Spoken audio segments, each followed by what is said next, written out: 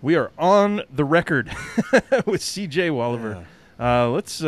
Let's start by making sure we tweet this out. Oh, how about I make sure I'm on mute? Boom.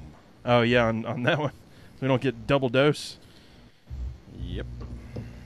PETM 170 is live. Tweet. And there it goes. All right. It's on the Twitter. People should see it pop up on their little dealy bobber. I think that's a real thing.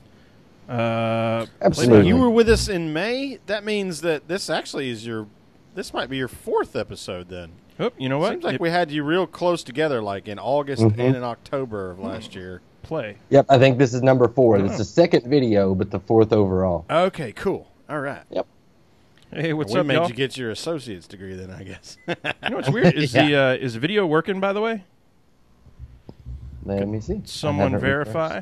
Oh, yeah, I got it. Okay, cool. Loud and clear. It's showing on mine that it's not, and it's showing that it's offline. And I'm like, well, everything else looks to be working, I guess. So yeah, and I've got it on my end too. So. All right, rock on. I don't need it. I've got the source. I've got it even showing live. Horse's mouth. Yeah.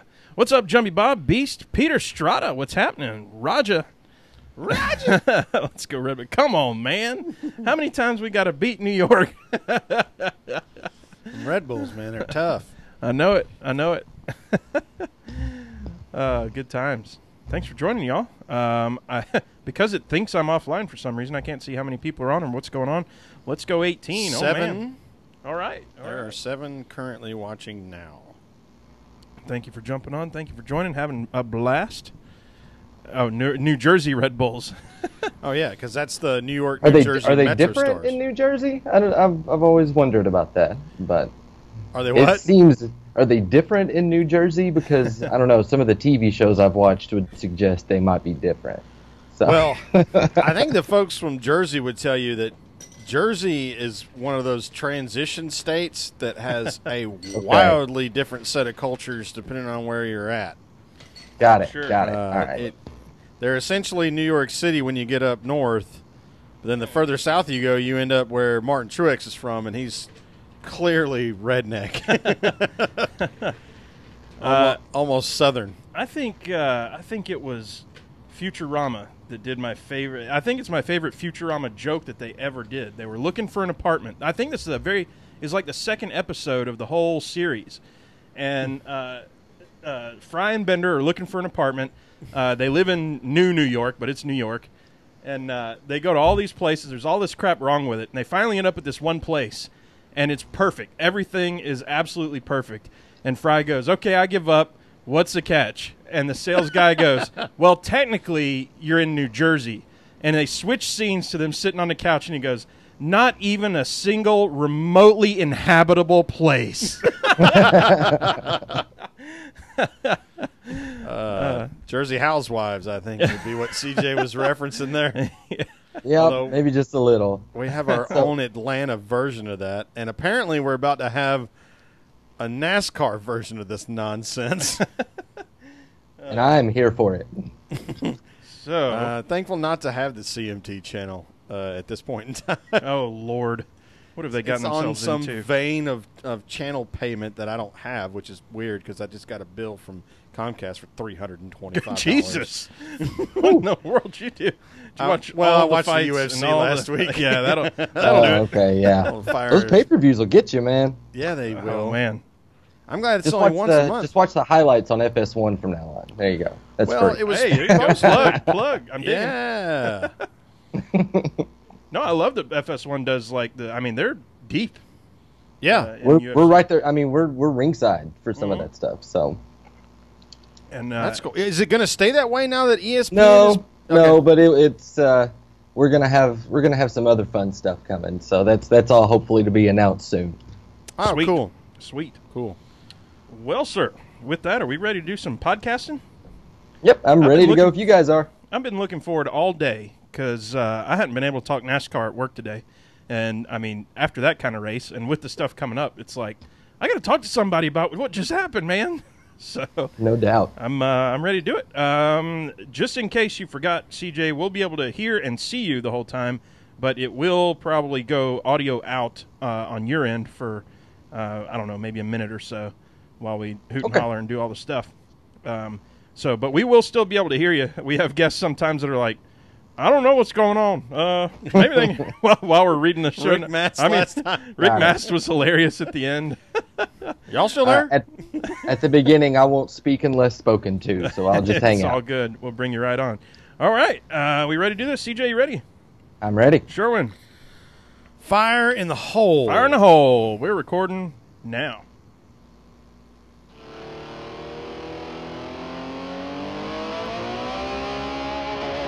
You know what? False start. I'm going to stop recording for a moment. And start again? Maybe. Give me 1 second of silence. All right, 1 second, because let me see. Hold on. And start again? Maybe. I feel like there's a little bit of... We have some feedback. Yep, I just saw it when I started recording and thought, well, I can probably take care of that with some button mashing and some mitten grabbing and all that sort of stuff. That assign, that down, this over. Try again.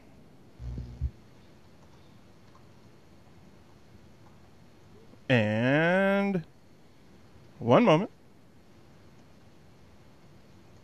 Yeah, we'll go with that. I think that's fine. Okay. All right. False start. 5-yard penalty. We're doing it again. Ready, recording now.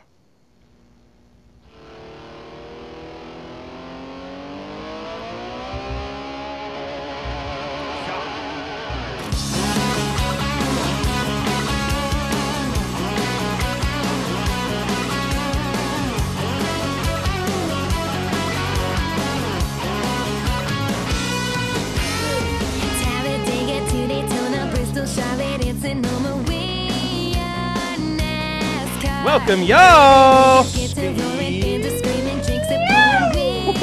a good one. That's right. This is Pregame Engineer Tailgate Mayor Racing Podcast, episode number 170. It's Monday, November 12th, 2018. I'm Tailgate Mayor Rusty Wallace. I'm in the PETM Podcast Studio with Pregame Engineer Andrew Sherwin. What's up, dude? Well, after a day where it rained all damn day, I'm ready to have some fun. There wasn't a whole lot to be fun if you was outside today. No, sir, not at all. That's the most rain I've seen in Atlanta and probably since the big one in 2015. Flash flood warning deal on my phone. I hear you. Well, before we get started, y'all know what the deal is. This podcast is sponsored by you. That's right. Go to patreon.com/PTM. Join the What You Drink Club for as little as $1 a month and get that free koozie. Best part is, every cent this year, we're once again donating to sponsored drivers. Join the PTM Posse today. Be a part of the sport you love. This week's show brought to you by our official sponsors at the $5 and up per month level. Those are Laura Henshaw, Aaron Bearden, Robert Kemlinger, Tony Saul, Colby McClam, Eric Kepner, Ryan Keeper, Marion the Best, Patrick Cleary, Jeff Brown, Brandon Crow, Kathy McDonald, Stacey Wright, Brandon Carl, Billy Workman, Rika Porter, Jumpy Bob, Les Miller, Tommy Witt, Mark Wiley, Julie Bosley, John Pearson, Eddie Greer III, Yunker Motorsports, and Jason Rudd. Had a half breath, but we'll roll with it. Sounded good to me. All right. I like the seal of approval there. Well, sir, we've got a very special, very exciting guest coming on. Dude, I believe 3 out of the last 4 weeks, we have, 2 of those weeks, we've handed out a PhD. Isn't that right? Rick Mast. Yeah, absolutely. And was it Gluck? Yeah. Yeah. Gluck was number 3. Yep. So tonight, defending his thesis, we've got him back to the show. Social media producer for NASCAR on Fox, karaoke champion on Twitter at CJ Woliver. It's CJ Woliver. What's up, dude? Hey guys, how's it going? Thank you so much for having me on, and I really got to get that added to my business card, PhD and PETM. I mean, I'll take that all day. That should help out with the rates. Got to get that added on there. Oh, dude, that gets you in the door. That gets you through the door. That gets you the interview. That gets you. I mean, the ladies will flock. It's just insane what that does. It's what I've heard. Yeah. Well, if you're sitting there at your 1-year review and you need one more small weight to tip you to the side of not just consistent but excellent. Yeah. Getting well, a PhD. I mean, to be in a group with Rick Mast and Jeff Gluck, you can't really beat that. So I'll take that all day. Well, I hear that. Yeah, well, not to pat ourselves on the back, but mostly it's because you guys are so awesome with your time. But yeah, you're in good company, sir. That's true. I think so. I think so. Well, sir, with that, you know how we start this thing. What you drinking on tonight, CJ? Actually, tonight I'm staying hydrated. The reason being, it's kind of like finals week in the NASCAR community. We've got a very busy week coming up, gearing up for 3 championships. I mean, a lot of sports, love their hearts. They do the best they can, but they have one championship a year. We have 3 championships coming up this weekend. So yeah, we've got to make sure I'm staying focused, and I'll make sure that I update you guys with that coming up Monday, because then yeah, I'm just going to be kind of laying out for a couple months there. So just I'm sticking to the water tonight. Sorry about that, guys. And no apologies needed for us. We just like to know what it is. If you have nothing, then that puts the PhD candidacy at risk. But he comes to the table with something, so it's all good. Sherwin, what do we got? We have the Raid Rusty's Fridge night. Yeah, we're cobbling together a bar, which it still looks pretty ridiculous by most standards. But I brought a beverage with me, which I don't think you're allowed to do in the state of Georgia, but I did it anyway. It might have some bourbon, it might have some ginger beer in it. And then, on deck, I got this, some tequila and some ginger beer, a little Mexican mule, as it were. My man, well done. Yeah, and that's what we're both drinking, because that's what that's what we got is tequila. That's easy enough. Yeah, there you go. Yeah. So, CJ, I was my first question for you was how crazy is the job leading into the season finale? You have given us the preview, but where all have you been and where are you going?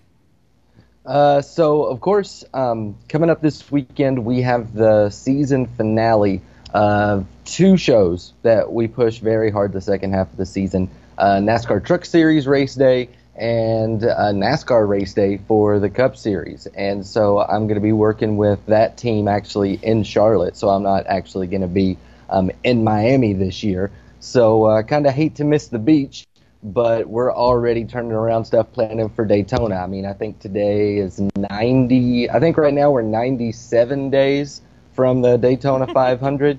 So we've already, and that's basically, once you get down to double digits, it's almost here.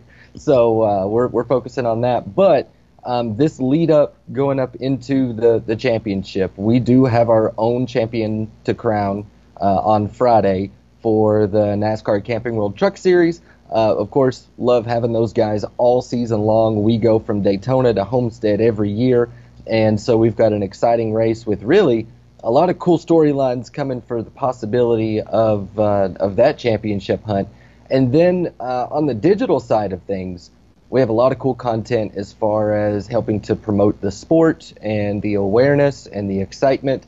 And even though those 2 races are not on our air, our friends at NBC do a great job with those. We like to help, make sure that NASCAR fans stay excited, because we want them watching Saturday and Sunday so that they're for sure watching whenever we come back around and we're in Daytona in February. So we're going to continue to support those. Got a week of NASCAR Race Hub handing out hubbies coming up. They're going to be giving out fan choice awards. We've been voting on things like the best finish. We've been voting on things like the biggest whoops of the season, who had the biggest, basically brain fart in 2018. We're going to be handing out that kind of award. So that's actually been one of the main things that's been driving us as far as content for the end of the season are these hubbies. We've been voting on Twitter now for a couple of weeks, so make sure you catch those. That's coming up on FS1. Stay tuned to our social stuff for more information. That's going to be a lot of fun handing those out. That sounds a lot like that NFL thing they do with the "Come on, man." Yeah, I like it. With this, it's season long. There was one that we kind of had to rework. We had the best command of the season, and we had all the nominees. We were ready to go, and I don't remember the one that fell out, but we had all of those set before Texas, and then we get to Texas, and that command was awesome. So we had to throw him a nomination in there, and then we had to open it up to rework all the graphics, everything like that. So it's very up to the moment. Basically, the only 2 races that aren't going to be included in these will be Phoenix and Homestead, because we had to get this stuff prepared before that. So, but it's going to be fun. Definitely we're definitely looking forward to giving those out. I believe in a respectful anthem and a bonkers, just lose your mind command. So every time there's one that just totally blows your mind, I'm in. So I like it. I like it. Yeah, Texas was nuts. I wish we would have done this back in the year and had one for best invocation. You know, the year that the guy said, "Thank you for my smoking hot wife." Oh yeah, That's still. I want to give that an award. I'll make up one to give that guy. That was fantastic. Well, that's like all-time quarterback in the from yard St. league, Louis, right? Or was it Nashville? I can't remember. I can't remember off the top of my head either, but I can see his face, like plain as day. I've watched that YouTube video now probably 100 times. Yeah. But I want to just go back in time and give that guy an award. He deserves one. Yeah, that's the kind of energy I'm looking for. Yeah, I don't think you can beat that either. Like not on an invocation. There wouldn't be There's been a lot of really fun calls to fire. Sure, but nobody has gotten that flamboyant with an invocation. Right. Now, you talked about Countdown to Daytona, and I'm seeing that all over the place. And I'll forgive you because, you're working with Fox and you've got all that stuff to do. But everybody who's got all these, 97 days till Daytona, it's the same people who are, playing Christmas music already. I'm like, dude, we got a whole other thing before then. We got Thanksgiving. So let's not forget about I saw a great meme. Homestead Thanksgiving. Can we eat the damn turkey first? Yeah, well, see, it kind of works in my house because I had to, I wish I could just pick the laptop up and turn it about 90 degrees. I'm staring at a Christmas tree right now. Oh, my goodness. So, I'm sorry. It's up, and it's been up for a while. I think it went up November 1. Oh, my So gosh. it doing stuff because you're excited exponentially early works well in my household. So, all right. Well, and Daytona's kind of my Christmas, so it's all the same thing. Yeah. So for me, it's like, well, if it's up there for 2 months, that's 1/6 of your life that you're, that you're celebrating Christmas. If that's your thing, that's your thing.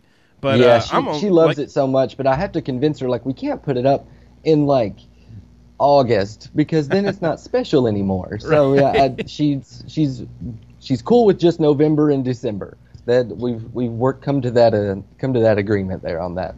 Well, my concern is, are the same people that are whining about how short the NASCAR off-season is, are they the same ones that want to put up Christmas trees on November 1st? I don't know. I whine about how short the season is, but that's just because I'm doing a podcast and I got to know she's not going to listen, so I'm just going to throw her under the bus. I know Kelly Crandall is one like your wife, CJ. She wants to fire Christmas up. Yeah, I've heard that through too. September, but she's in the press corps for NASCAR, and those guys are always whining about how short the off season is.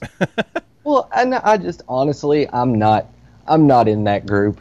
I'm going to be thankful and enjoy the off season for maybe 14 days. And after that, I'm ready to go back racing. That's what I do. That's what I enjoy on the weekends. I still can't believe that Fox pays me to do this because I'd be watching these races just as religiously if I wasn't getting paid to do it. So I'm definitely not one that wants the off season to be longer. I like that we're basically racing 10 and a half months a year. I like it. My man. Yeah, well, that's for us the same thing with the soccer. The professional soccer's got a super long season too, and soccer, hockey, that means we get it year round, etc. Well, with that, let's talk some NASCAR, dude.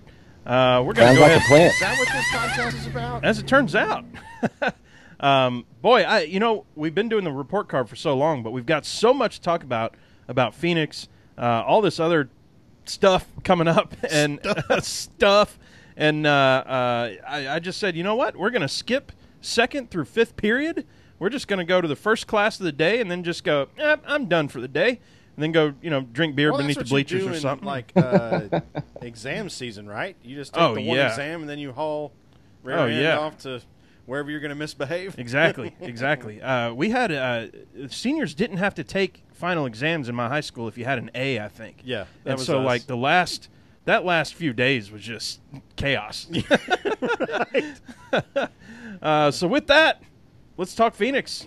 I wrote on here we only really needed the edge of our seats for that race, didn't we?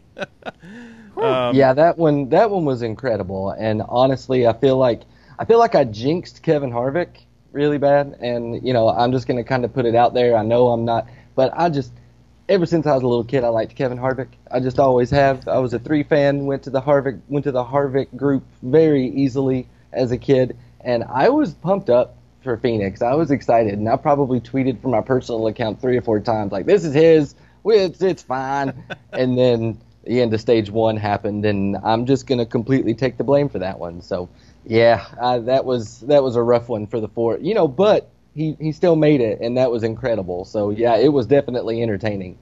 Well, I had tweeted out, I did the PETM Tailgate Mayor takeover of the handle during the race, and I believe it was lap 1 when he took the lead there, and I said, well, guys, it's been a good race. Good talking with you. Yep.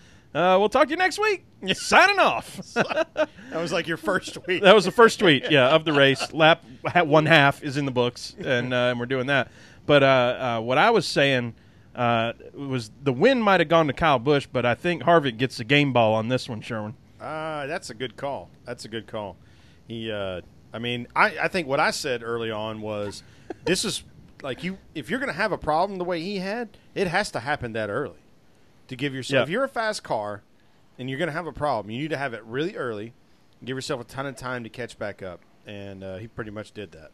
Well, I'm going to give a quick shout-out. Rusty Walrus has joined. We've got a walrus. First-time listener. Thank you for joining on the YouTube. That's awesome. So welcome, Rusty Yeah, Walrus. I just saw that too. I just sent him a comment back. I try my best to hang out with you guys and the comment section because honestly, being a guy that works in Facebook, Twitter, Instagram, I live in comment sections my whole life, so I'm going to hang out with those guys too. Oh, man, I apologize. Well, that's the whole point of us doing this thing live on YouTube is for that. That's the extra piece. Yeah. And hey, you see the Scott Woliver that says "Mama got her trick." That is my dad. So just so you guys, yeah. hey What's Dad, up, Scott? thanks for Hey, watching. Scott. Hey, we gonna open some cans of worms tonight. All right, CJ, what's one thing you did when you thought your parents weren't looking? Go. No. I am an angel, and y'all leave me alone. Don't talk about Talladega. Quit. Wait, go back. Let's see. So Kyle Busch stamps the ticket. No doubter on that one. Tony is a voice of reason. I had tweeted that out too, kind of early on in that. And now there's that's been kind of the deal. But shoot, how weird was that? Well, it was really funny because people had the same reaction you did. We all did to Tony being, he's the guy saying, "Hey, Kurt, just take a deep breath. We'll figure this out." And we were like, "How is this Tony Stewart?" And he's like, "Yeah, I know it's weird, right?" You mellow with age, guys. Come on, it happens to all of us, I think, a little bit. But Well, and you got to think about it too. Tony's the one that pays for those fenders to get fixed, so that might be a little bit of it too. Imagine that plays a role. Yeah. Huge role. Turns out he's going to have to fix some. Yeah, We'll yeah, get a to that couple. later. After that one, for sure. Yeah, that was I don't know, that was crazy. And then that picture, that iconic picture of him kind of like consoling Kurt at the end, I was like, oh man, these are like, I think of them as the same age. I know they're not, but Kurt's been around as long as I've been a NASCAR fan, and so has Tony. I was going to say, Kurt is my age. Yeah. And Tony is about 7 years older than me. Yeah. So I never thought of it that way, but it feels like they're so similar in age at least, but in maybe wisdom or something. I don't know. Well, so I read a really neat recap that Kelly Crandall did, and it was basically just quoting everything that Tony said in the press conference, saying, look, he wasn't crying on my shoulder. That's not what was happening. I just wanted to tell him that, hey, don't let the last 20 laps of this race be the way you remember this season. You raced your ass off, and you were right there, and you deserve to feel proud about that. Yeah. No, that's good that you brought that up, because it did look like Tony kind of like holding on to him, like Yeah, and I think that's why he needed to say it in the press conference. Yeah. Look, this wasn't that. We weren't like sad people. It was like, a dejected person that thought he was right there on the precipice of maybe going out on top for his owner, who he has a ton of respect for, because I think everybody knows that Kurt's leaving that car at the end of this year. And, you know, it was kind of a, hey, look, you know, you did make a mistake. Own that. You know, that's one of those finer pieces of the rule book that's not easy to understand as a driver when you're trying to get every inch that you can to potentially make it to a championship round with a chance to win the Cup, knowing that you're going to vacate that seat, and you really appreciate the time you were given. Because remember, when Kurt got into that car, his career was still very much in turmoil. Yes. In terms of, is he going to be able to get into a winning car again? Yeah. And he did. He got into a winning car, and he won races. Yeah. So there's a lot of emotion there. Yeah. And a lot of things, and something else, too, and it's kind of an interesting anecdote about Kurt Busch that every time I'm in a conversation now about Kurt Busch, I'm going to bring this up, is I really think he's changed since his time at Stewart-Haas Racing. And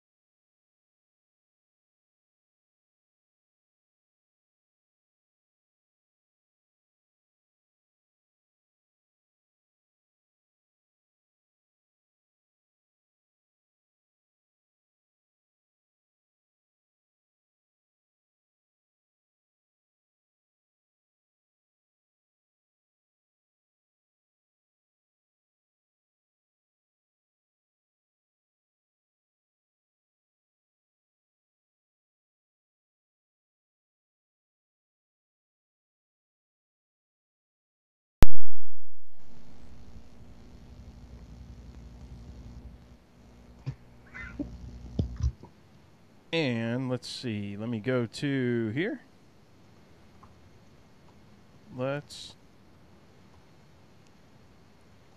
Okay, that stopped. That's good.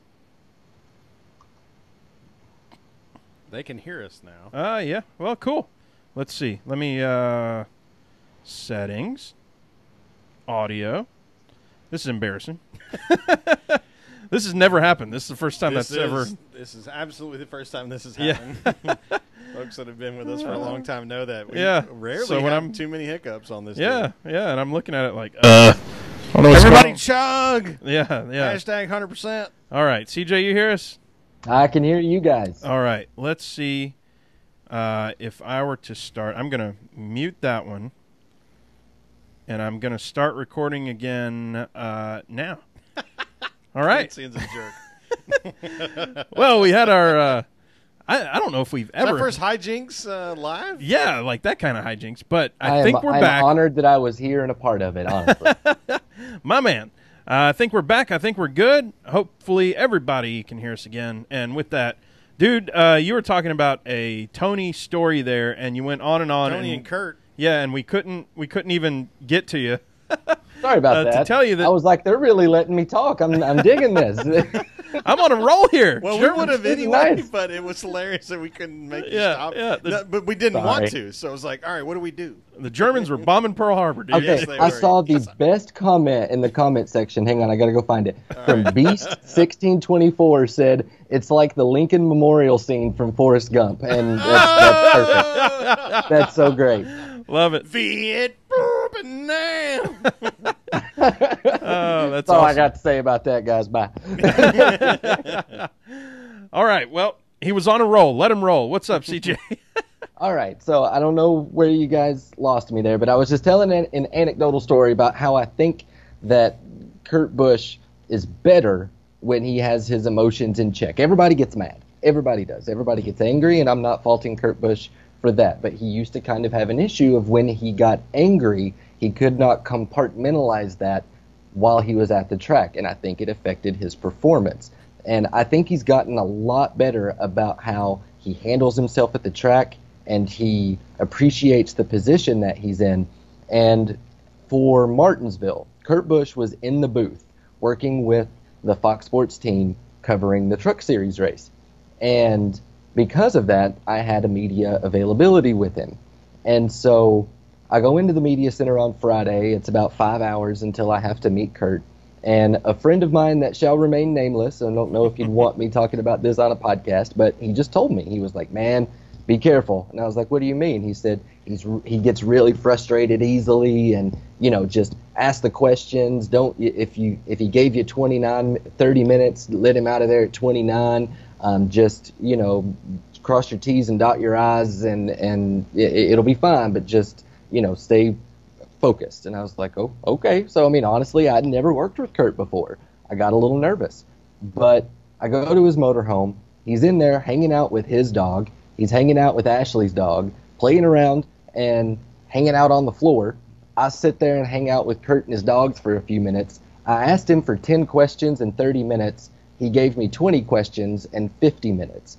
And I really think Kurt has grown up quite a bit since he came to Stewart-Haas Racing, since he's been put there with Kevin Harvick and Tony Stewart and people that I think he can really work with and bounce his ideas and talents off of in a way that works with him.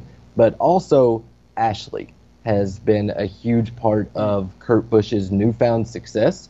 And I think that because of that, and that's to tie it back in, the reason I'm telling this story is Tony Stewart got mad in a race car. We all know he was very good at getting very mad in race cars. And it was kind of jarring to hear Tony Stewart come on the radio and say, Kurt, we'll figure this out. Let's focus, that sort of thing.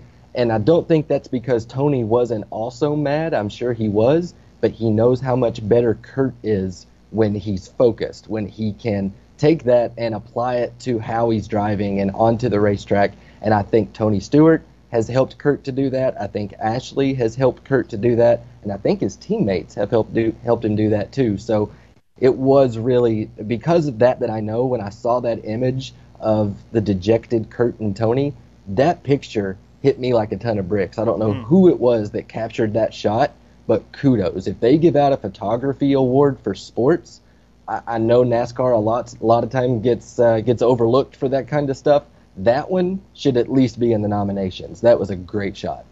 So I think you brought up a couple very good points there. One of them about Ashley versus, I mean, who was he dating before that? Crazy Town. You remember? She's fixing to go to jail, by the way. Yeah. Not jail, sorry. Yeah, She's that fixing to couldn't go have to been prison. couldn't have been helping that situation a whole lot. So yeah, I mean, you're around crazy and crazy happens. But I think so parallel to that, I think he has figured out where it is appropriate to blow off steam.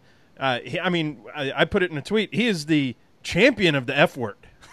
He's real good at it. Yeah, and he showed that off on Mike or on the radio, team radio, yeah, team radio, and went nuts. And then the interview afterward, though, for him to collect his thoughts. Hey, this is what I need to say here. I was saying, man, I think I just became a Kurt Busch fan somehow. It was really cool. And, I'd never worked with Kurt, but after kind of getting to spend some time with him and see what kind of guy he really is behind the scenes, I'll always be I'll be a Kurt Busch fan no matter if he's driving, if he's in a booth somewhere, even if he's with the competition over at NBC maybe one of these days. I'll be a Kurt Busch fan because he's a different guy out of that race car than I would have ever expected. He's a good guy. Yeah, I'd love to get a chance to speak with him because it's painfully obvious that he's very intelligent. Oh, 100%. And super you can go back to if anybody has that Truck Series race on DVR, he did a great job up in the booth, and that was his first time ever doing TV. That was his first time doing live analysis since radio in like 2010, I think. So great job by Kurt. That was fantastic.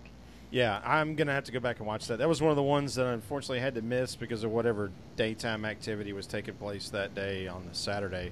I'm sure it was football.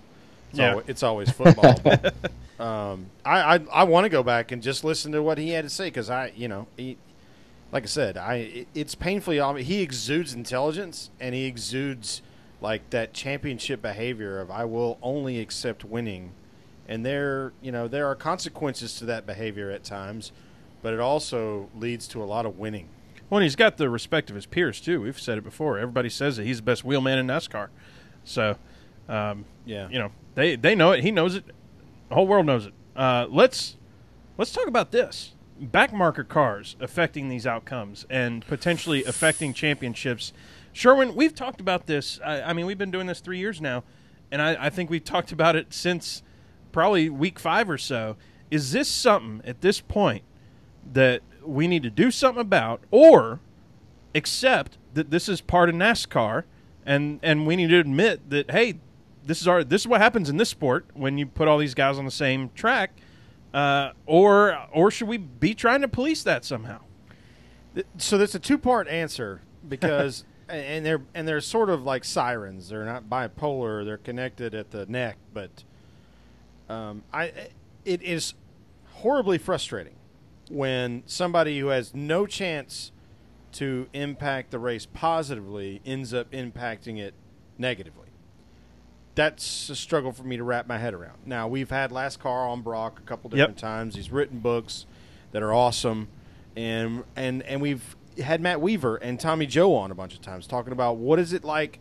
And we've had other guys on here too. Josh Williams just this past week talking about what it's like to run in the back and what does it mean to start your own team. What does it mean personal pride wise and personal skill wise to be able to get a car into the race and do the absolute best that you can with it.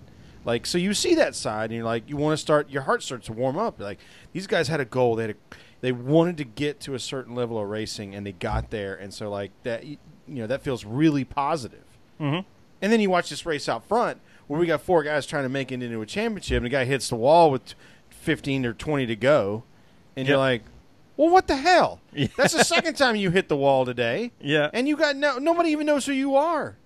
Even after they show number 97 on TV and say so-and-so spun and hit the wall, nobody knows who you are.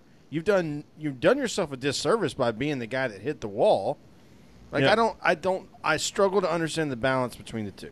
Yeah. And okay, so I was trying to figure out how I was going to come in and open my defense of these backmarker cars because I had a lot of different points. But Rusty Walrus, the first-time viewer, comes on right before I go to start talking and says, Furniture Row was bad once. And that's perfect. That's exactly where I think the thing is, the slower cars, they're always going to be there. That's a part of the sport. And just because, someone crashes and a caution comes out, that's not necessarily affecting the outcome. That's how a race goes. And that's what I was wondering. Okay, let's only have cars out there that can affect the outcome. How many cars right now do you guys think can, legitimately go out any given weekend and win a race? Is it like 8, 10? Maybe 10? Is it 50? Yeah, let's say at cup level, it's probably about 16. Okay, let's say 15, 16. I've watched races before with 15, 16 cars, and they're definitely not as fun. They're not as entertaining.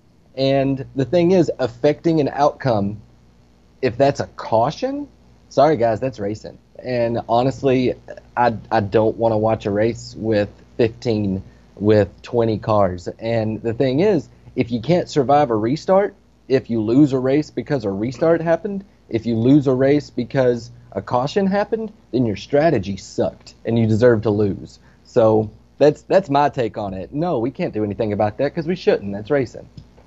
I totally agree with you from that perspective because we have a cup race every year that only has 15 to 20 cars in it. It's the All-Star race, and it has largely sucked for a decade. The All-Star race could use some improvement there, definitely. The aero package was fun this year, and we're going to get to see a lot more of it next year, so I think that was definitely a good thing there. But the thing is, whether or not it's the number of cars that's entertaining, I just think that affecting an outcome, that means, to me, what that sounds like is somebody throwing a piece of foam out their window to cause a caution, something like that, spinning on purpose because they want a caution to come out, something like that. But just because someone spun and hit the wall and a caution comes out, that's not affecting the outcome. That's just a race.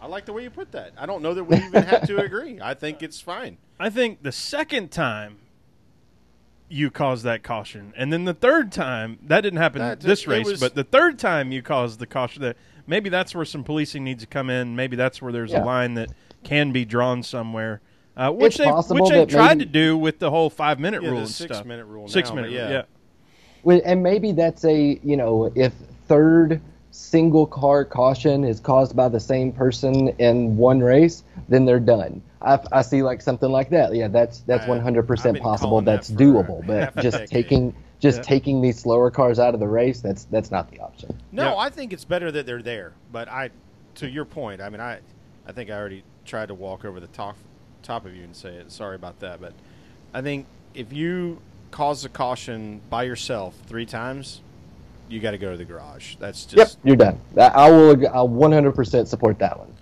Well, does that do anything? Because I mean, if it's their third time and they're one of the backmarker self-funded cars, they're probably off the track anyway at that point. So it might. I'm thinking the threshold is 2, but. Well, honestly, I worked in short tracks before I came to NASCAR, and I mean they were much shorter races. I mean we're talking sometimes 75 to 150 laps on a half-mile track, but the threshold there was 2. If you caused a caution twice, you were done. I mean, and it was just you. I mean, it was something stupid. It was kind of to the race control's discretion. If a guy gets spun and he goes around, then no, that doesn't count. But if you just went into the corner and just slammed the wall for a second time in a 75-lap race, they parked you. So that I would support. So we'll move on here. Got another topic. The 4 best cars. I mean, pretty much objectively, any way you look at it this season, the 4 best cars made it to the final race. Is that proof that the playoff system works? Or is it proof that we never really needed this playoff system? I think it's 100% proof that the playoff system works. And the playoff system is exciting. And I know that I guarantee you there's going to be somebody that listens to this and says, oh, CJ, he works for NASCAR on Fox, so he's just drinking the Kool-Aid. No. I honestly, I'm not. And I support NASCAR in a lot of their decisions because I do think that group of people in the buildings in Daytona and Charlotte are doing the best with what they have in a lot of situations. But there are some that I would push back against them. The playoffs is not one of them. But the 4 guys that we have in the championship 4 going into Homestead, they lead with best average finish. They lead with most top 5 finishes, with most laps led on the season, with most lead lap finishes of the entire field. And then we got guys in there with 8 wins. It's representative of, the different teams and that sort of thing. We have 4 different organizations going head to head in the championship 4. I think the playoff system works, and I think this is just another piece of that evidence that it does. Yeah, I mean, I think the only thing that NASCAR could ask for, for a cherry on top would be that we had a Chevrolet in these last 4. But other than that, I don't know how you – I mean, these were the best – I mean, we talked about the big 3 for, 24 weeks or something crazy after all those guys had either 3 or 4 wins each. And we're like, wow, we really have 3 cars that are kind of separating themselves. Joey came on strong at the end of the year. That's exactly what you want to see. You want to see a team kind of pick the pace up towards the end of the year, win a couple races. I mean, this, to me, looks like a very fit group of cars to run for a championship in a one-race shootout. We've said it a couple times, I believe, on the show this year that this has been the best NASCAR season that I've seen in a long time. So I have nothing else to say other than that means that the playoff system is working, in my opinion. So, did you just pull your mic out and talk about the Forrest Gump Lincoln Memorial? And that's all I got to say about that. That's all I got to say about that. Done. So let's move on. We've got a bunch of questions from the audience, all kinds of stuff to do. Before we do that, we got a couple hats off here today. Oh, yeah. Stanley, and then just right before the podcast, Sherman texted me and everything. David Pearson passed away today. I said on here that both superheroes in their own ways. So very much so in their respective professions. Yeah. CJ, like by a lot. CJ, give us some stats on David Pearson while we're here.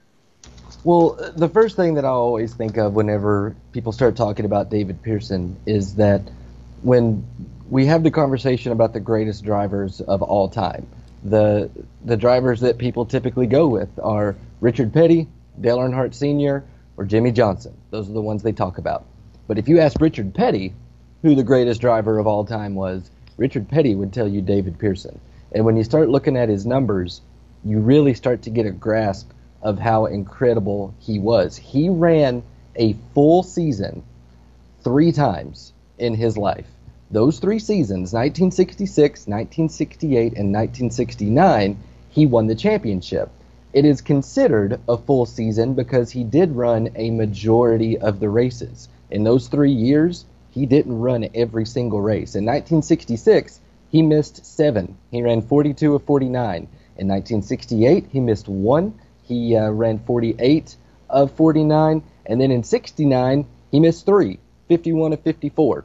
So never run a true full season and still won 3 championships. I really think if David Pearson had run more full-time seasons, or even close to full-time seasons like these, we would absolutely not be talking about 7 championships for Richard Petty. David Pearson would have gotten a couple of those, if not even more. So 105 Cup wins, 574 starts, but honestly, the Silver Fox, he made an impression in NASCAR because of his tenacity and because of he was the guy that was able to keep up with Richard Petty. He made it interesting when Richard Petty was trying to stink up the show. So, yeah, NASCAR has lost an icon and is definitely a sad night for the world of racing.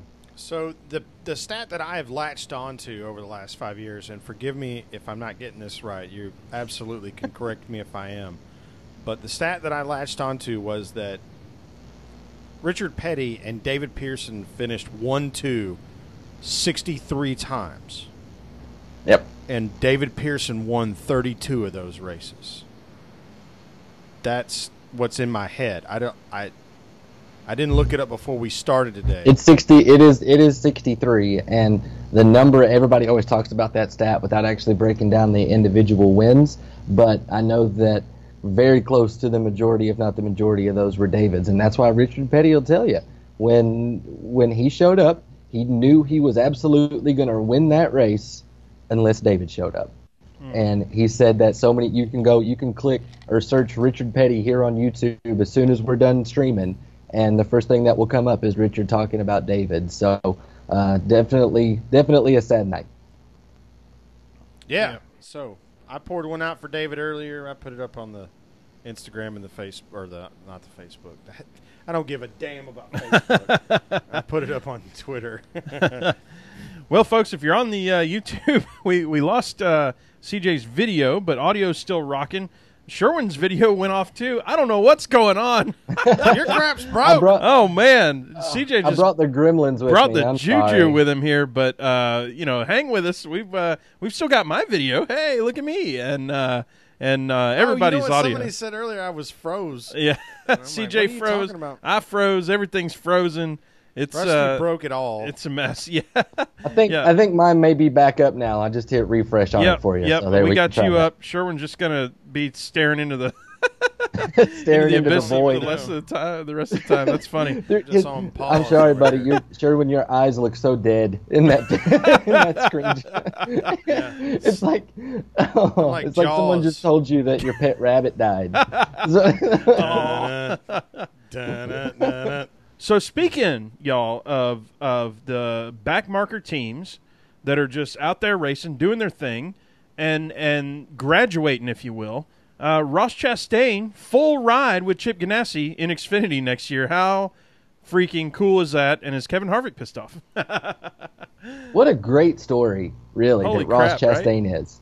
I mean, so yeah, he's going full-time racing with CGR, and talk about somebody that has just stayed on his grind. I mean, a watermelon farmer came NASCAR racing, and now he's going to be competing with one of the top teams in the garage.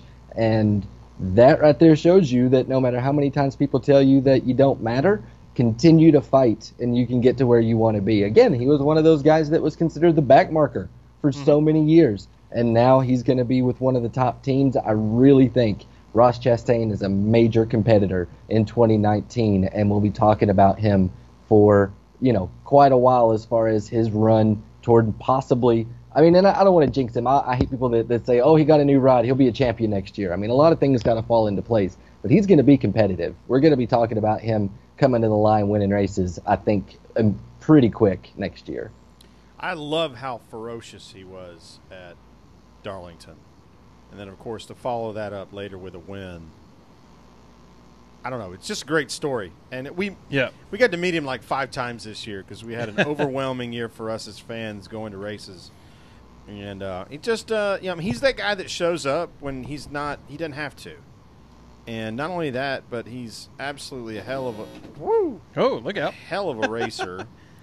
Rusty's monkeying around with electronics over here. Yeah. We're trying to get this thing right. This is the most trouble we've had. This is so funny. I hope people like this. It's like a brought the blooper jinx show. with me. That jinx I was talking about that I pulled on Harvick before Homestead, I must have done it for this one too. But hey, this is my PhD course. If it was easy, everybody'd do it. That's right. That's exactly right. Yeah, so we are excited beyond the ability to communicate it well for Ross. Because I'm very, very excited for that too. He's a good guy. He came by, did some streams with us earlier in the year, and anything we asked him to do, he did it. And we just asked him, hey, you want to go in the parking lot and swing some baseball bats at watermelons? Absolutely. He did that. And so we have really cool GIFs now that we use whenever Ross Chastain does something cool. It's on our Twitter feed. I think we posted it like 3 days ago. It's really funny, so go check that out. I'm looking forward to that. Look at that. He's back. And we got video back. Yeah. Troubleshooting on the fly. This is the most I've had to freaking do. This is why we do this live, y'all. We want it to be intense. That's right. I'm trying to help him out on the thesis here.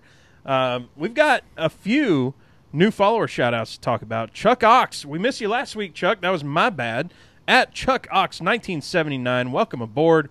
Good to have you. And he was all over the Twitter, so thanks for interacting. He's been a great follower so far. Boatload of fun. Chad Fincham, at Chad Finchum, driver of the number 40 Smith-built Homes Toyota Racing Camry in the Xfinity Racing Series for MBM Motorsports out of Knoxville, Tennessee. And y'all, Northeast Tennessee boy. My first home track was the home track that Chad Fincham raced at too. So me and Chad go way back. He's a good guy. It's always cool to have somebody follow you that's got the blue check. And then y'all, depending on how much attention you're paying, you might not know who at @team_onion is by Twitter handle, but by name, welcome aboard Todd Bodine. He will regret following us very shortly, but no introduction needed. The Onion himself, Mr. Todd Bodine. That was cool.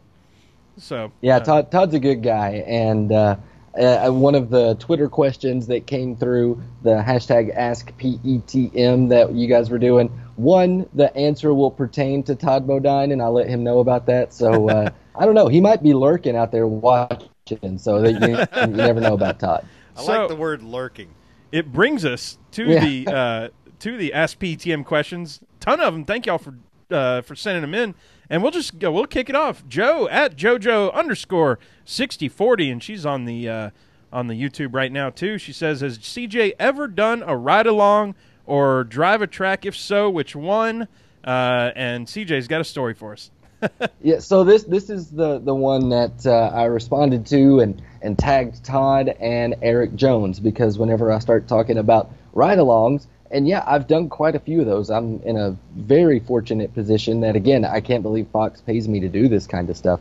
But they do media rides most weekends in the NASCAR garage. And so whenever they open that up, we'll go and I'll do a Facebook live stream or a Twitter live stream and just kind of show people the track. And, you know, sometimes you get lucky and it's a Cup guy, or, you know, it's a Bodine. A lot of times it's Bodines.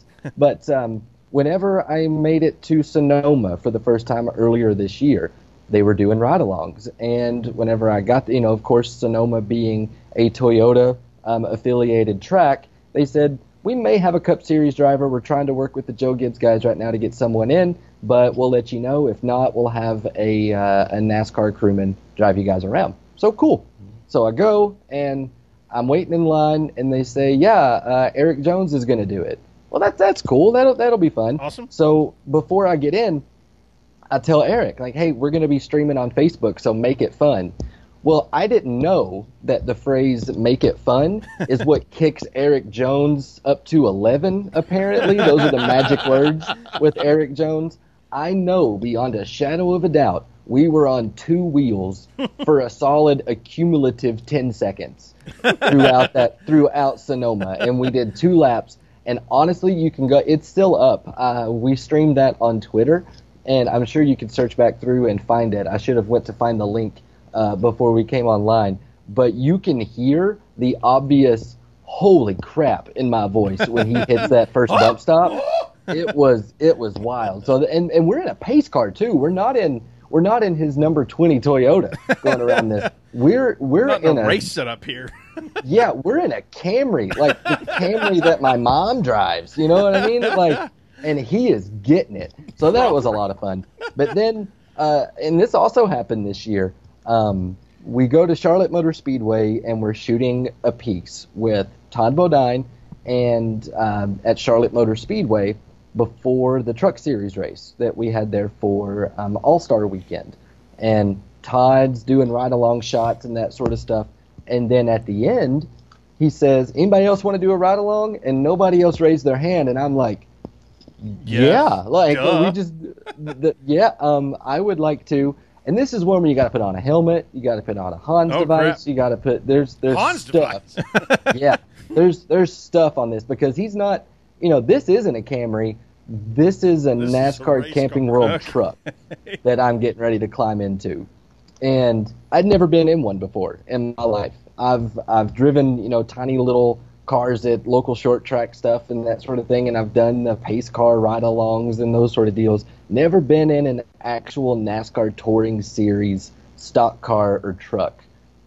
Todd opened that thing up at Charlotte, and I thought any second we're going to be in the parking lot. Like, that's just how it feels. Like, I'm never going to know it happened. It's going to be a really cool stream and probably go viral. I just won't be here to see the numbers on it. But hey, it'll be cool. And and the cool thing about it is you see it all the time in the in-car camera shots. You see the drivers in there working, that sort of thing. We're topping out going through 3 and 4. And Todd, people that are seeing me on the video, and this won't be good for radio, but he's literally just doing this. He's just barely moving. And he's looking over at me, and I'm like, Todd, look at the track. And so it was, and there's apparently GoPro footage of it out there somewhere that Todd keeps telling me I need to see. I haven't seen it yet, but apparently you can see my come to Jesus moment 3 or 4 times during that ride with Todd. So yeah, I've been around a couple times, never never driven on a NASCAR sanctioned track before, but I've definitely gotten my fill of seeing NASCAR drivers freak me out. That is awesome. I love it. I love it. I love the almost like being the spouse thing. Like, get your eyes on the track. Wouldn't you look? No, don't look at me. I'm fine. Like, Well, I'll tell you what. So Brandon and I kind of got. I mean, he got a little bit more excited and mad about it than I did. But apparently, at Michigan, we could have done the ride along. Oh, crap. Martin was doing ride alongs. Oh crap! And like we kind of just sort of missed the boat that we had a media pass. We could have just got in line and done a ride along. Like, how the hell did we miss that? Damn it! Next time it'll happen. Beast 1624 also hanging out with us on YouTube at Beast 1624. How hard is it to direct Fox's social media stuff during the second half of the season when Fox has the race view and the trucks, or is it easier, or what's it like when Fox has a race versus when NBC has a race? well, it's certainly easier because we're basically just focused on the second half of the year. We're focused on trucks, and of course we have those Daytona to Homestead trucks are with us. But for Xfinity and Cup, what's really cool about the second half of the year, we retain our video rights for the NASCAR Xfinity Series and the NASCAR Cup Series. So we can treat NBC highlights like a crash or a cool pass. Basically, we just cover highlights the same way that we do with Fox, but I'm not promoting to TuneIn, which is a fun part of my job, and I enjoy that part because you want to get as many eyeballs as possible to these races. That's my job. That's what we do. But not having to focus so much on planned promotion and TuneIn and just focus on, I want to find cool content to show NASCAR fans to get them excited about this race because I want to retain all of these fans so they're watching when we get to Daytona in February. That's a lot of fun. I get to be a lot more creative with Photoshop and Premiere and video editing and video producing and that sort of thing. So, and especially being at the track during an NBC race is a blast because really I'm just trying to find cool stuff and I don't have to worry about pushing to show production. So it's definitely easier the second half of the year and more creative, but the first half of the year is a lot more rewarding because you see those ratings and you see the numbers and that sort of thing, and you're proud of the product that we put forth every week. And when that NASCAR on Fox theme plays every Sunday and I'm a part of it, that's exciting. So the work is tougher during the Fox portion of the season, but I actually enjoy it because it's a good grind. It's a grind I enjoy. That's cool. That's a great perspective on It that is too. interesting. Yeah. Andrew Kansian at KHANTZIAN. He says these four drivers, they got plenty of history with each other. Does this play a factor on Sunday? With this being, with the playoffs being what they are, with this being the championship race, I don't think they're thinking about that. I don't know. I'm totally speculating here, but this is a one-race shootout. You're not thinking about, well, I got history with this guy or I don't, or he owes me payback or whatever. This is, I have to finish first at all costs. And I don't care if we're friends. I don't care if we're enemies. I don't care if I owe him or he owes me. I must finish first. And that's got to be the, at the forefront of everybody's mind here. I think, I just don't think it's there between those guys. I think it's possible, and the reason that we'll see maybe some of that history come up, but only if something else happens. And what I mean by that is, let's say Martin Truex Jr. and Joey Logano are racing side by side. Maybe not for the lead, because I think things change when you're, depending on what lap it is and what position you're racing for, of course. But let's say Joey Logano and Martin Truex Jr. are racing side by side. Everything's going good. They're racing clean. They're not bumping. They're not pushing each other, that sort of thing. But if Joey scrapes MTJ at all, I mean, even if he gets underneath him, gets a little loose and pushes up into him, immediately the first thing Truex is going to think about is Martinsville. And then I think when we come off the corner, Joey Logano goes in the wall. So I think that it's possible for that history to play into it, but not randomly out of nowhere. I think it would be very easy for something to set that off, but it'll have to have something else that leads into it. Sherwin? Yeah, well, so one of the things I saw today, just reading on the old tweeter, is somebody that put together the math on, if Joey ends up finishing second in Martinsville, gets his fifth or whatever he got at Texas, and then gets his second to DFL at Phoenix because of his wreck, he does not make it to the championship 4. So, I mean, that's why you bump and run to win.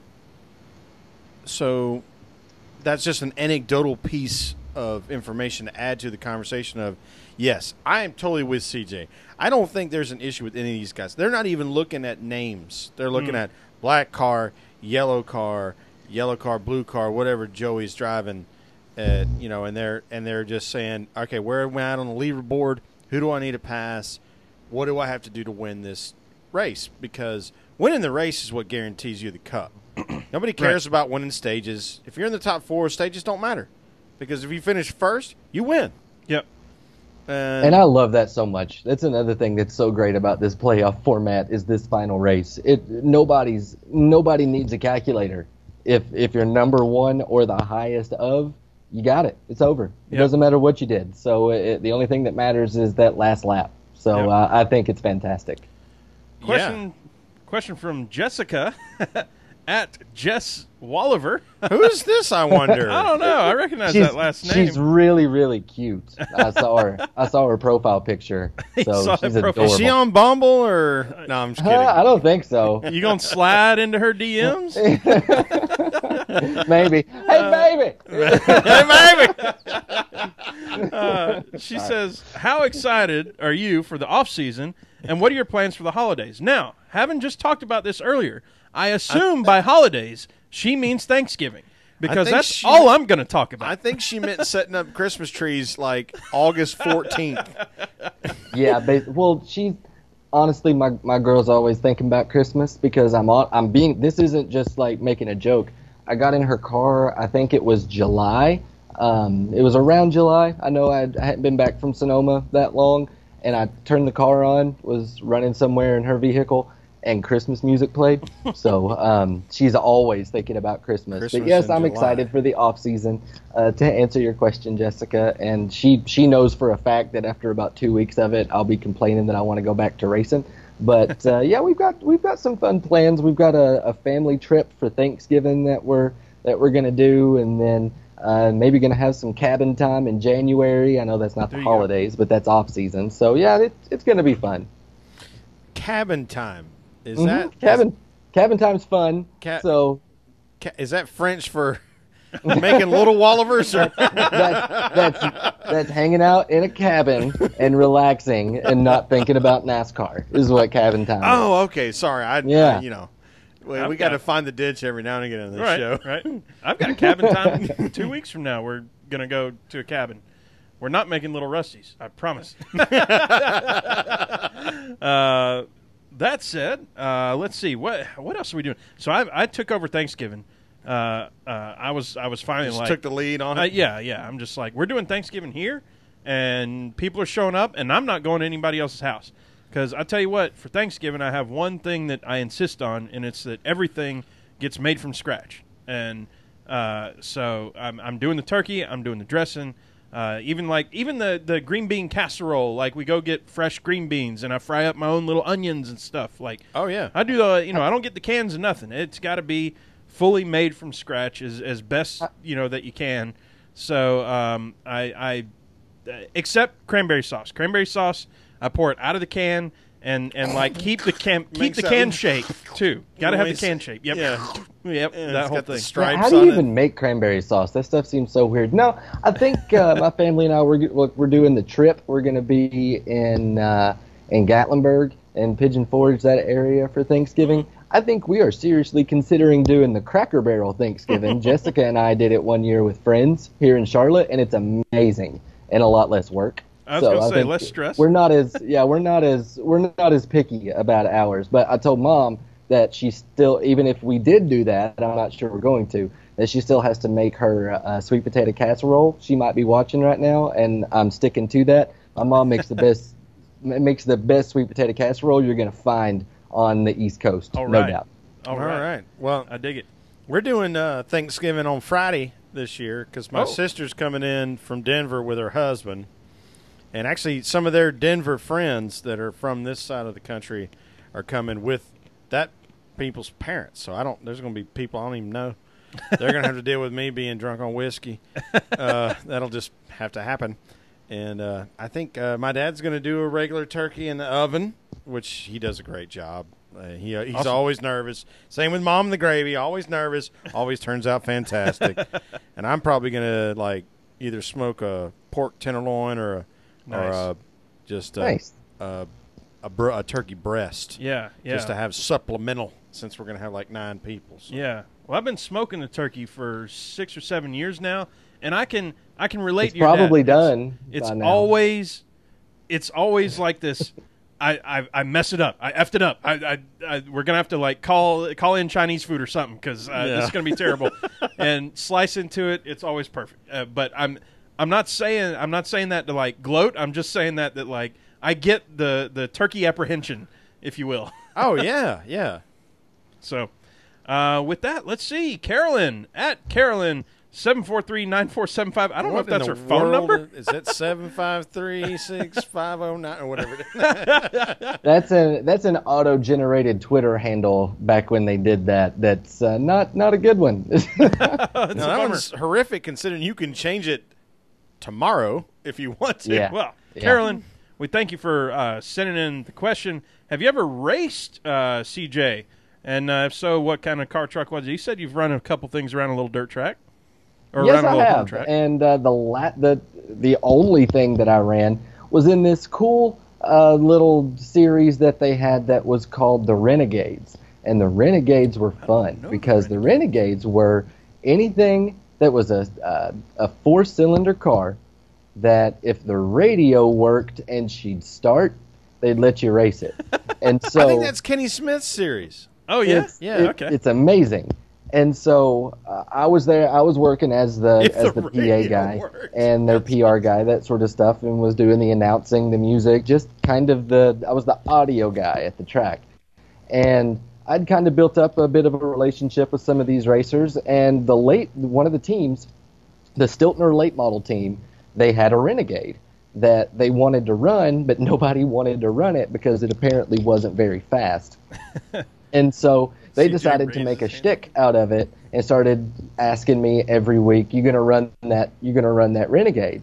And I was like, "No, I don't think so. I got to work," that sort of stuff. And then finally, the owner of the track came to me and said, "Yeah, let's put you in it." It was a 1986 Cadillac hearse with 911 on the door. He did send a picture of this earlier today, by the way. I saw the picture too. and it was fantastic.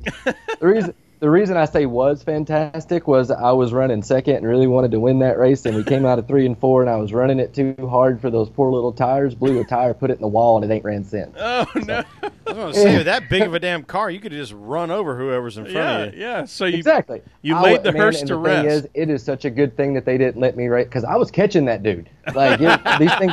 These things didn't go that fast, so it was basically like Mario Kart in real life.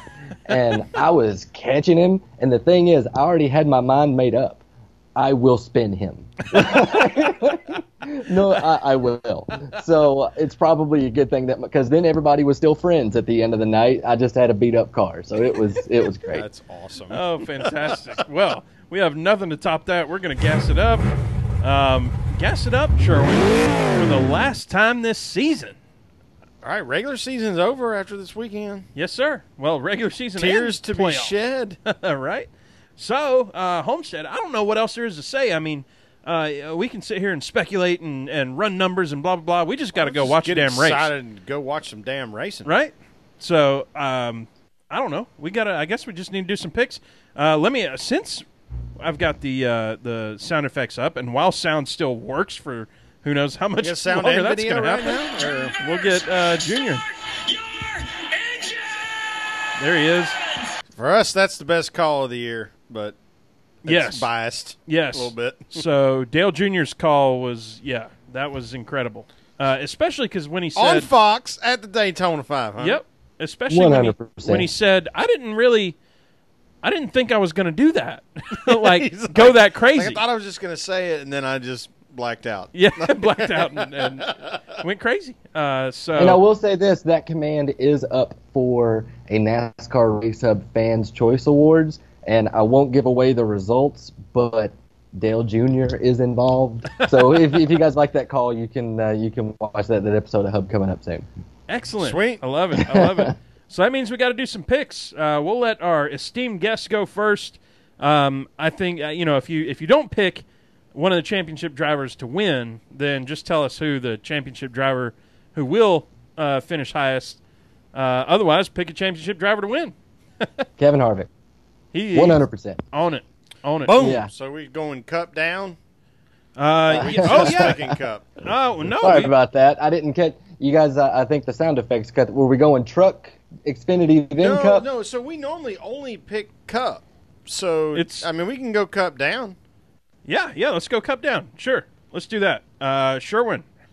Well, so I said this earlier in the day, and I said this is no longer a picks segment. It's who are you rooting for?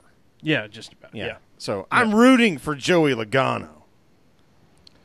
I'll go with that. Hence, oh shoot! Mustang. Oh, nice. T-shirt. He's got the Mustang T-shirt. I'm And glad I you got don't it. have any Joey Logano stuff, but I am wearing a Ryan Blaney hat. Nice. So I'm Team Ford this weekend. Nice. So I'm with CJ, kinda. Kinda. Boy, see, you picked. See, because now it's either I got to pick Kyle Busch or Truex, and both. Well, you have to just be objective now. You're in the forced position of being objective. Yeah, I think Kyle, among all those, Kyle. Did he win in this format, or was it the previous format? He won in this format. It was this format, so he's no stranger to the game here. He's no slouch. Yeah. So I think he's got it. Sorry, Martin. And chances are real good he's showing up in that neon green M&M's car. Yeah. At Homestead. That's what he's shown up in the last couple years. Yep. So and the thing is, too, though, is and I know we're going to get to our Xfinity and truck picks, but regardless, whoever wins this title, Kevin Harvick, but whoever wins this title, it's going to be an incredible story. No matter which one it is, it's going to be a good thing for NASCAR. All 4 drivers come with a compelling story. I mean, and the one guy that didn't get picked, Martin Truex Jr., I mean, talk about a story. 2 years in a row, final race ever for the team. It's all of it is compelling. So whoever wins, it's a win for NASCAR, Kevin Harvick. Yeah, well, I think as a fan, I think if you pick sentimentally on what might be one of the best stories in the history of NASCAR would be Truex winning. Sure, absolutely. The one that none of us picked. Speaking of great stories, let's go into the Xfinity then. I mean, every one of these I feel like is a great story. Who could win? Custer, Bell, Reddick, Hemrick. That's a hell of a deal. Unfortunate for Sadler. That's who I was going to pick, but didn't quite make it through for his farewell journey here. But Sherwin, take the lead on this one. I'm Team Hemrick all the way, man. That is such a likable dude. Yeah, would love to see an Xfinity championship catapult him into a place where RCR could become a more competitive company and be a real viable Cup team. 10-4. I'm going to go Cole Custer on this one. I like him too. I like the way he races and stuff, and I've enjoyed this season watching those when I can. Cole Custer for me. CJ. I mean, honestly, how you guys left him on the table. I know. It's okay. How do you not go with Christopher Bell for this championship? And he's got 7 wins on the season. We know Joe Gibbs Racing knows how to win championships. We know Christopher Bell knows how to win championships. He's the Truck Series champion from last year. So, honestly, I really like the stories of Cole Custer and Daniel Hemrick and Tyler Reddick, all of those. But I really think it's going to be Christopher Bell's race and championship to win. Nobody's catching that 20 Toyota on Saturday. Well, I think we just kind of, wanted to make it interesting on the conversation. Oh, absolutely. Absolutely. Well, on to trucks, and I'll go first on this one, and I think that puts CJ second, you third, Sherwin.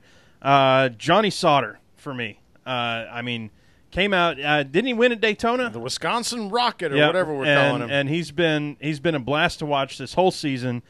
He's the one who, he's both, for me, my favorite of these guys, plus I feel like he's the logical pick here too. Although, there's guys with multiple wins, Justin Haley and Moffitt. So, CJ, where you at? So I think it's really, the story that I would absolutely love to see happen, and as Jerome was just saying, this isn't necessarily I did my homework and I did the math and this is who wins, because if you do that, it'll take you about 30 seconds to find your pick. But as far as the sentimental pick, as far as the pick that would make me happy, I'm not supposed to root for anybody, and not technically I'm not, but as far as happy as because it's a compelling story, is Brett Moffitt. Brett Moffitt has 6 career NASCAR Camping World Truck Series wins total. 5 of those came in 2018. What a story of Hattori Racing and Brett Moffitt, and I would really like to see them wrap up that year with a title, because, man, that kid's on a tear. And he's got momentum at the right time, coming off a win last weekend. So we'll see if he can hold on to it, but really, Brett Moffitt's my sentimental favorite for Homestead. Sherwin? Well, I don't know if I guess we all had to pick somebody different, right? Well, that's what I was stuck with at the beginning, and what CJ was stuck with in the second pick. So I think you're up.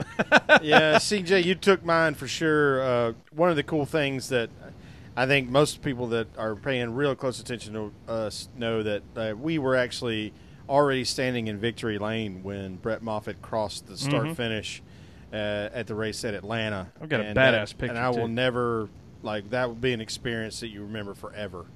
But if I have to pick between the 2 remaining guys, I would much rather see Justin Haley get the win at Homestead and the big trophy. There it is. Maybe when we do this next year, instead of we could flip it around and be, who's the one guy none of us are picking, and then just trash that guy. Or we'll just what we'll do is just have 4 dice, and everybody draws a number, and we'll just. But on Johnny Sauter's number, and one other thing too that I thought was an interesting note, Brett Moffitt on Friday will be making his first NASCAR Camping World Truck Series start in Homestead. He's never ran a truck there.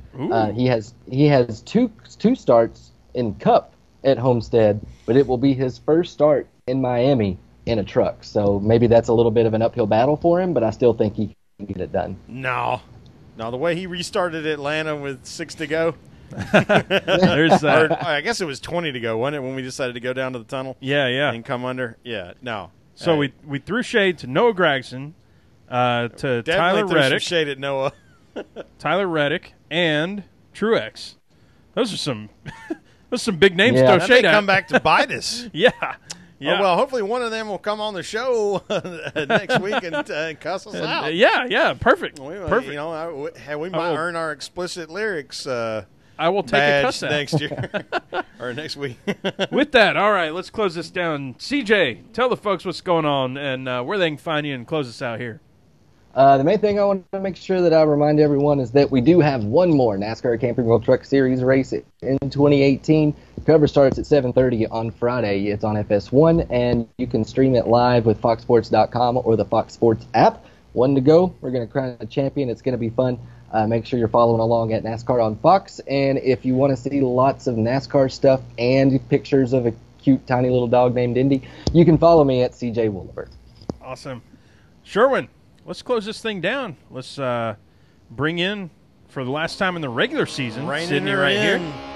And with that, we'll close it down. As always, I'm Tailgate Mayor Rusty Voss. Y'all know where to find us, PETM Podcast at PETM Podcast on the Twitter handle, PETMPodcast.com, et cetera, et cetera, et cetera. Y'all know what to do. Et cetera, et cetera, et cetera. This has been a blast hanging out with CJ. Thank y'all for hanging in there in all the bullcrap of sound. We've only got one speaker going right now, too, by the way. We got like 2 speakers. The entire studio is cracked. Yes, yeah. The whole thing is coming down. If you can hear us right now, send help. Yeah, so I'm Sherwin at Pregame Engineer on the old Twitter, at Andrew L. Sherwin on Instagram. If you're using iTunes, please click subscribe, rate. That's what helps us get moved to the top when you guys get those suggestions of this is a podcast that you might like. How you do that is by rating us positively. All right, y'all. Going to Miami. We'll talk to y'all next week. Miami!